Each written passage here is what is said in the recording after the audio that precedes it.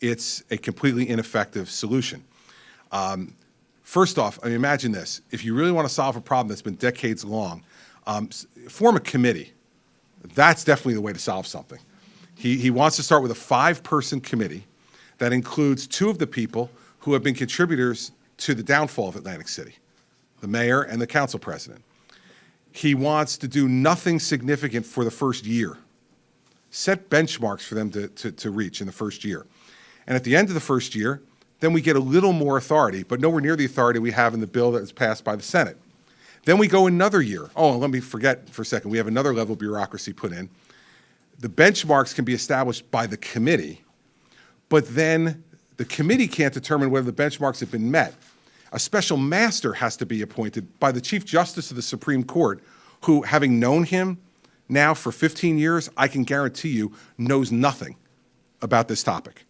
But he'll pick a special master for reasons that no one can really explain. If you trust the people on the committee to set the benchmarks, why don't you trust the people on the committee to determine if the benchmarks have been met? But this is another layer of bureaucracy that the Speaker wants. And all this is just to delay the inevitable, Maddie. That's all it is. And then nothing can be done regarding labor costs in Atlantic City until year 3. So that means that the people of the state of New Jersey are going to allow their credit card to be used by Atlantic City for another 2 years at least, with no guarantee of substantive changes to the way the city is operating. And I thought it was very interesting. If there was any illusion any longer about why the Speaker was doing this, I think the comments this morning by AFL-CIO President Wilcanic made it really clear. He said that the unions built this city and unions run this city. Well, okay. If that's what the people of New Jersey are comfortable with, that the unions are going to run the city, not the elected officials in Atlantic City, nor the elected officials in Trenton, obviously, with Speaker Prieto. He's taking his marching orders from these kind of folks. So it is not a solution to the problem. It creates more bureaucracy, more delay, and you got to think about how well thought out this one is. I've been called 3 times in the last half an hour on my way to this event with changes they're making to the bill in the committee. They got wrong the pilot amounts for the city. They got wrong additional payments that the other bill required of the casinos. Their original draft of the bill was $200 million less from the casinos. So I guess someone tapped the Speaker on the shoulder and got him to put that money back in.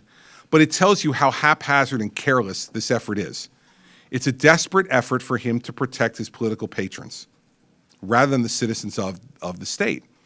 And so it's not something that I would even begin to think about supporting. And quite frankly, I don't think he's even likely to get it voted on positively by the Assembly.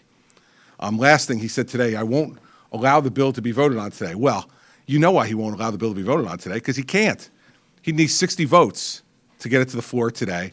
He has nowhere near 60 votes for this bureaucratic disaster. So he's giving away snow and winter. But hopefully he'll continue to write the bill as he goes along while he's asking his members and Republican members to vote on it. So I don't think anything's changed today. Here's the bottom line, Maddie. Atlantic City will run out of money in the middle of May. They will not be able to pay their debt service. They will not be able to make their school payments. They will not be able to pay their employees by the middle of May. And the only reason it's lasting that long is because they played some, financial trickery by putting off their payroll instead of it being paid every 2 weeks, being paid once a month. But you still owe the same amount of money. So, everybody around here, I was talking to one of the folks upstairs who told me that he was able to obtain a credit card. And he knows, and the Speaker should know this, and the mayor should know this, he knows that if he buys something, he's got to pay for it. Now, if he doesn't pay for it for 30 days, but pays for it at the end of 30 days, he just pays that amount. If it goes over 30 days, he knows he's got to pay interest. It gets more and more expensive.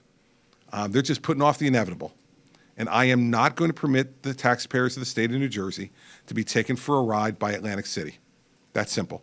And this bill this morning is the union protection bill by the Speaker. So, no interest in it.